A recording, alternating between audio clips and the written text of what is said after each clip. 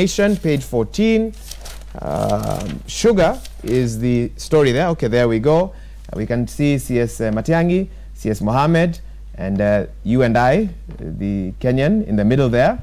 And we are being pulled to and fro when it comes to truth on sugar safety. So Kenyans still today still quite don't know, although at least there was a bit of clarity yesterday when the CS appeared before the joint committees, but nevertheless, still a lot of questions about whether to take your regular cup of tea with a spoon or two of sugar, or whether to forget about sugar altogether. Honorable Kirwa, I've read a lot. I don't know what you want to... Well, I will start with the cartoons. Okay. It is very clear that it is very demonstrative of what we as Kenyans must be alive to.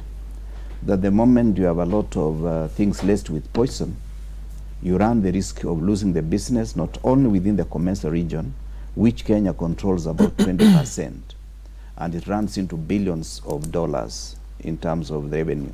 I said the other day, we are losing 27 million every day because of the slowdown, or every hour, because of the slowdown on the goods that emanate from Kenya because of the saga that has gone on. And if we were to do it for 1 year, we'll have lost 240 billion Kenya shillings worth of goods that would have been sold to other parts of Comesa. Secondly, remember the fish issue that the Honorable Joseph Munyao fought so hard to be accepted in Europe, because some of the fish has consumed the DDT that came through water all the way to the lake, and therefore there were some residual elements that were negative, and therefore they were not going to be bought in Europe. So when there is this discussion, we destroy business that emanates from Kenya. On the issue of corruption, I will say once again, the president means well, and the president has his legacy. And you know, the legacy is for Uhuru Kenyatta. It's not who was working with him. It is him, Uhuru Kenyatta. But the issue is also the media exaggerated. Uhuru Kenyatta, as the person running Brookside, has been importing sugar for purposes of processing milk, and that is legal sugar. And it was very clear that during this period, although it is a registered importer, he never imported a single kilo during the period that was opened irregularly by Treasury.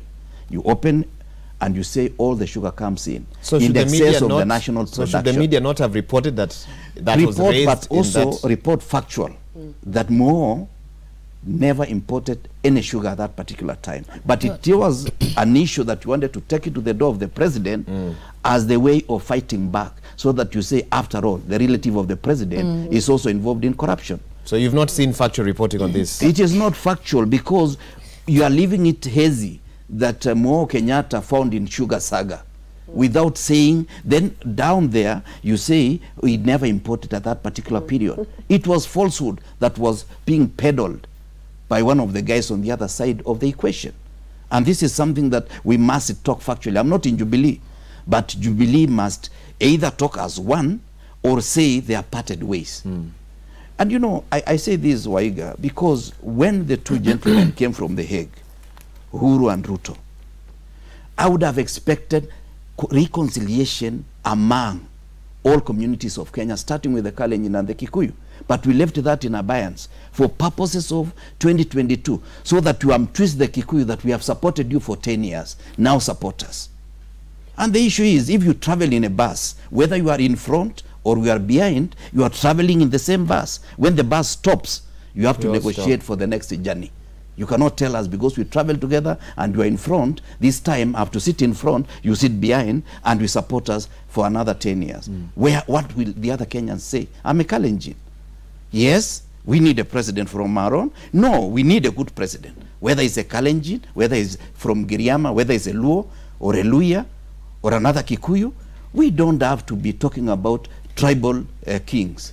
This is something I strongly believe in, and as long as we pretend that we are together, hugging each other, when communities are not together, we will be destroying families. Honorable Wangari, I think we've gone off on a different tangent, but he has raised an interesting point, and you belong to the Jubilee Party. As you talk about graft, you can also add your thoughts to what he's just said. I would just want to say that I think the president is very serious about the fight on corruption. And he is that serious because if we don't deal with it, this term, which is his final term constitutionally, will actually go down the drain if we don't deal with the issue of corruption. Even the big four that we talk about, universal health care, we talk housing, we talk manufacturing. If we are not dealing with the issue of corruption, the legacy will be tainted, and he will actually look back and not like what he sees. And I think, for me, if you look at his stance, we must really support him from whatever angle, whether you're in NASA, whether you're in Jubilee. It is not even a partisan issue. It is a responsibility issue. If you have been touched by corruption, let us not fear. If you want to know what I own as Wangari, I mean, I will be open for scrutiny. So that you ask me, you drive such and such a car, where did you buy it? How did you get the money to buy it? But what I don't like, and in this one I'll exonerate the media on the reporting of Mohoho. The moment we politicize the fight on corruption, and these utterances were not made by the media, they were made by one of us in Parliament. Just made it was actually Cornelia Serem who actually said it. Mm-hmm. We also saw Sudi say it, that you want to go for us, go first of all for Jomo Kenyatta. You want to come for me, first of all, go all the way 30 years ago. We must not politicize this war of corruption. Let everyone take their responsibility. And I think the Jubilee House, and I really feel disappointed as a member of Jubilee that we have made it now, you're an Uhuru person, you're a Ruto person. When did we stop becoming a Uhuruto? When did we stop becoming, you were never, becoming Uhuruto? When did we become that if you support the president, if you support the president, you must be fighting the deputy president. If you support the deputy president, you must be fighting the president. I mean, these 4 years, we really must deliver as an Uhuruto government. We must deliver as a Jubilee government. Even the person who will carry the flag for Jubilee in 2022, his starting point is what work we will do these 4 years. If it is bungled and it's not done nicely, the Jubilee will have a problem dealing with opposition from wherever it is, because you will not have delivered. We must be a unitary government, and I hope that we can get this very clear, even from us, the members of Parliament, that we don't want to be told you're an Uhuru person or a Ruto person. You're a Uhuruto person and you're a Jubilee person. And this government, we are held responsible to actually deliver on the big four. If we don't do it, even our candidate for 2022 will have a problem, because we look at what we have done for the last 4 years. But I think on the issues of graft, the president must be supported. What I fear for myself, especially on the lifestyle audit, is the capacity to do it. In fact, I say that because this time when we were doing the budget, we were trying to allocate more money to the Kenya National Audit Office, because first of all, it is understaffed. It doesn't even have the mechanism to be able to carry out normal audits as it is right now. In the Senate, we were auditing, I remember, I think Narok County, was it 8 billion? You send someone who is driving in a matatu, going in a matatu to audit 8 billion or to audit billions of money. He is picked from the matatu terminus by the county government vehicle. Yeah, he is taken round to actually audit. What do you expect? What report do you expect? What do you think will come out of that? Because you're picked by the same people you're supposed to actually audit. The lifestyle audit, I am very pessimistic in terms of the capacity of the National Audit Office. We must give them enough teeth to actually be able to do it, because we are already lagging behind. Every time in Parliament, we are basing our estimates in 2 or 3 years behind, because we have not been able to catch up and do it expeditiously and be able to prevent graft, other than to come do it after everyone else has stolen and run away with the money. Fair enough. Honorable, we wrap this up for us. I want to take us back to the cartoon on Standard page 14. I think we missed the point here. The point is, responsibility and blame is being laid on, and focus is being laid on immigration officials. When these guys come from China to do trade in Africa, when they come from US to do trade in Africa, when they come from Europe to do trade with Africa, they are actually let to pass so freely, and you can see immigration officers actually saluting. Then this poor African comes from an African country, and there's a policeman with a gun behind him, and the immigration guy is so serious with him. I think you are carrying contraband goods.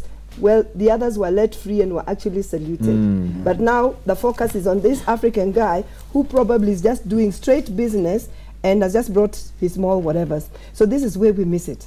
This is how all the contraband goods pass, because that's from China, that's from US, that's from Europe. And more focus is laid on that African that's coming from another African country to do business with us. So immigration must get their act right. There is no discrimination that we should show at the point of entry in our Kenyan borders. You must be vigilant, whether somebody is coming from China, whether they're coming from America, whether they're coming from Europe. Your job is one. You must be vigilant. At all costs. At all costs. Then I want to talk about Uhuru's vow on ongoing graft. What touches me most, or the biggest thing that I get out of this story, is the difference in response or reaction from Uhuru and from, let us say that supporters of the deputy president. President Uhuru actually comes up when his brother is mentioned and comes out to clearly say that it doesn't matter if you are my brother, you are going to face the law. Yeah.